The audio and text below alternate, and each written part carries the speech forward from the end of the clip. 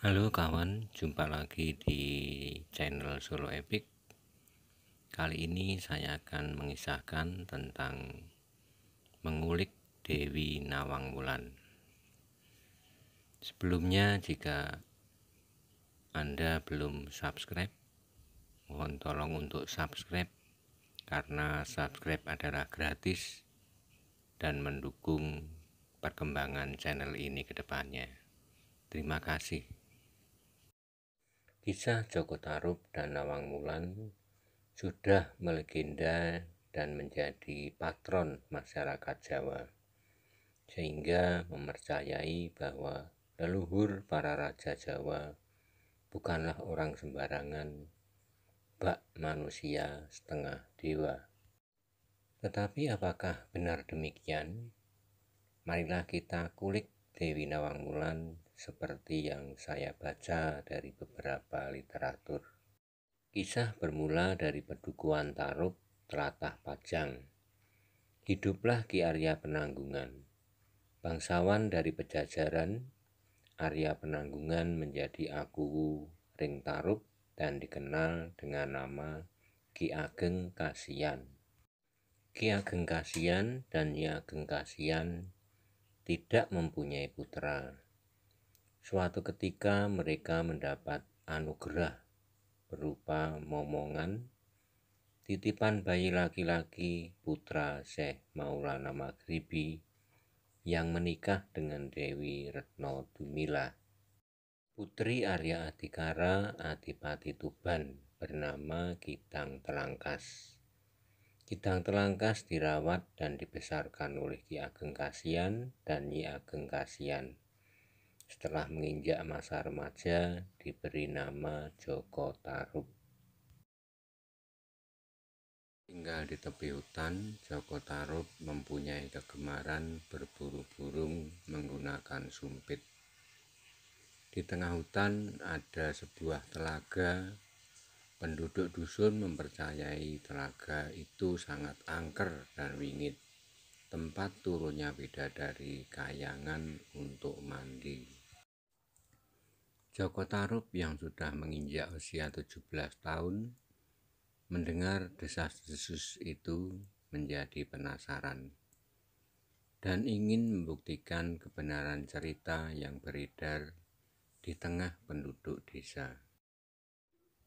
Maka dengan berbekal sumpitnya, Joko Tarub menyusuri hutan menuju telaga di mana para bidadari itu turun.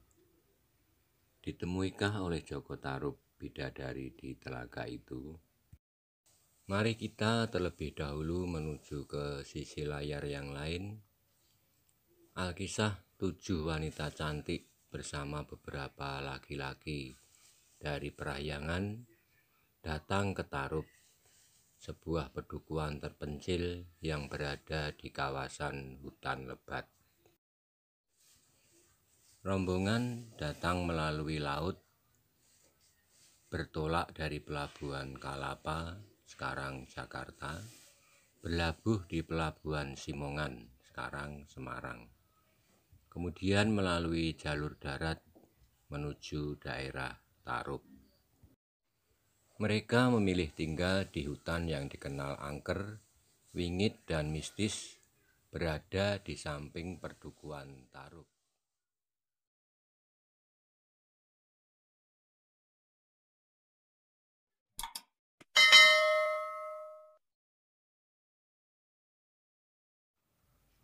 Mereka secara diam-diam menempati lokasi di bagian hutan itu tanpa memberikan kabar apapun kepada Nyai Ageng Kasiyan yang dituakan di Tarub, sepeninggal suaminya Ki Ageng Kasiyan. Seiring berjalannya waktu, beberapa warga mengaku sering melihat wanita-wanita cantik yang mandi di sendang hutan sebelah selatan Tarub. Hutan yang terkenal sangat angker dan wingit bagi penduduk.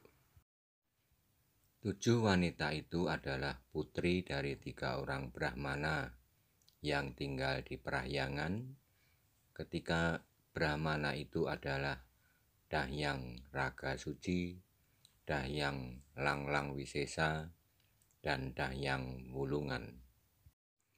Putri dari Dahyang Raga Suci bernama Rara Purwaci dan Rara Asri. Sedangkan putri Dahyang Langlang Wisesa adalah Rara Kencana dan Rara Manik. Sementara putri Dahyang Wulungan adalah Rara Cinde, Rara Sati, dan Rara Sindang. Mereka datang ke tanah Jawa atas petunjuk ayah mereka. Menurut petunjuk gaib yang diterima, putri-putri mereka diperintah untuk melakukan pengembaraan ke timur menuju tempat yang disebut Amajang Wulan Tinaruban. Artinya di bawah cahaya bulan dan dinaungi Tarub. Mereka semua memiliki ibu yang berasal dari Jawa. Dengan demikian, ketujuh perempuan cantik itu adalah wanita keturunan Sunda dan Jawa. Kembali ke Joko Tarub, pada hari pertama ia berada di Sendang itu tak ditemui apapun. Baru pada hari yang kedua, Joko Tarub terbelalak menyaksikan ada 7 wanita cantik sedang mandi di telaga yang angker dan wingit itu.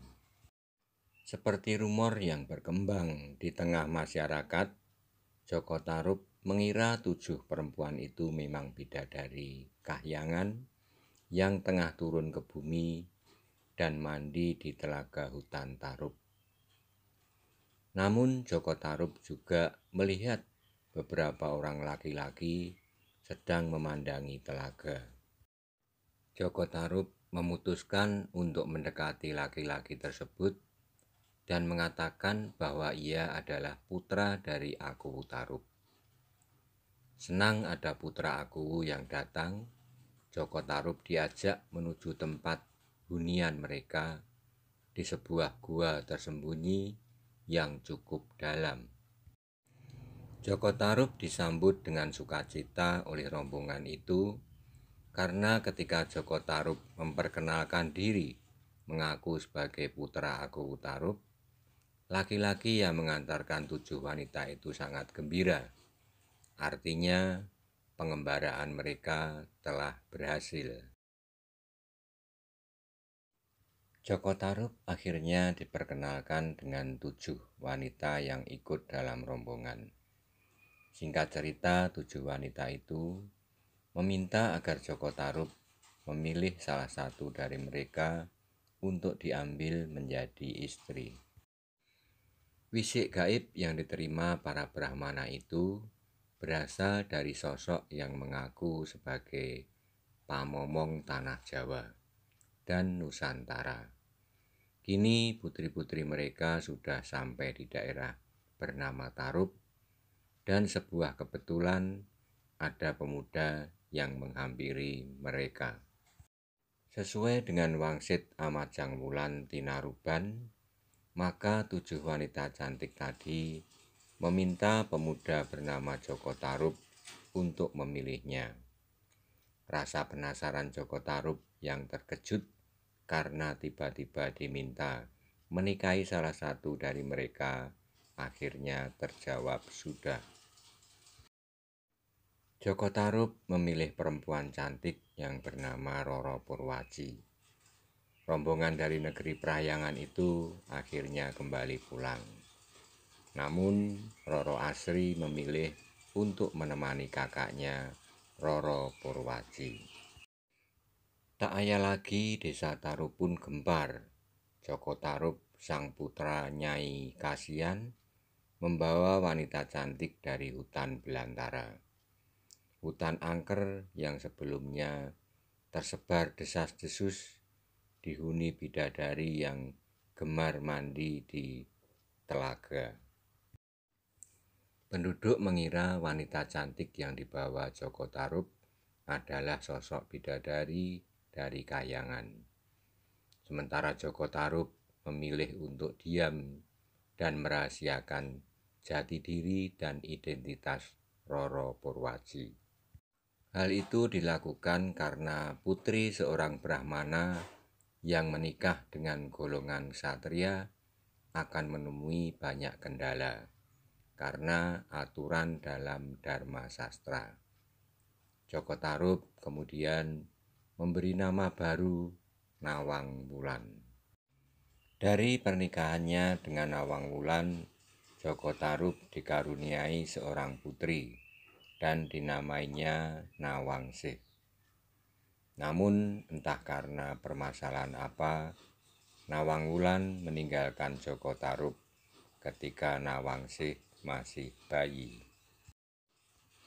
Kelak Nawangsih diperistri oleh murid Ki Ageng Tarub bernama Raden Bondan Kejawan, Pangeran Kerajaan Keling Majapahit. Petunjuk gaib dari para Brahmana dari negeri Prayangan mulai menemui titik temu. Nawangsih keturunan dari putri mereka menjadi istri Raden Bondan Kejawan, putra Bri Kertabumi atau Prabu Brawijaya V. Sesuai wisik yang diterima para Brahmana, ayah Nawang Wulan, keturunan mereka akan menurunkan raja-raja besar di tanah Jawa. Itu sebabnya putri-putri mereka dikirim dari Prahiangan ke daerah terpencil bernama Tarub. Semuanya semata-mata demi menjalankan petunjuk gaib yang diterima para Brahmana. Dari perkawinan Raden Bondan Kejawan dengan Nawangsih, lahir Ki Ageng Wonosobo, Ki Ageng Getas Pendowo, dan Dewi Roro Kasihan atau Nyai Ageng Ngerang. Dari Ki Ageng Getas Pendowo lahir Ki Ageng Selo, berputra Ki Ageng Enis, berputra Ki Ageng Pemanahan, berputra Panembahan Senopati, Raja Mataram. Dari Dewi Roro Kasihan atau Nyi Ageng Ngerang yang menikah dengan Syekh Muhammad Nurul Yakin atau Ki Ageng Ngerang, lahir Sunan Ngerang II, berputra Sunan Ngerang III, berputra Ki Panjawi, penguasa Kerajaan Pati Jawa Tengah, berputra Wasis Joyokusumo yang dikenal Adipati Pati.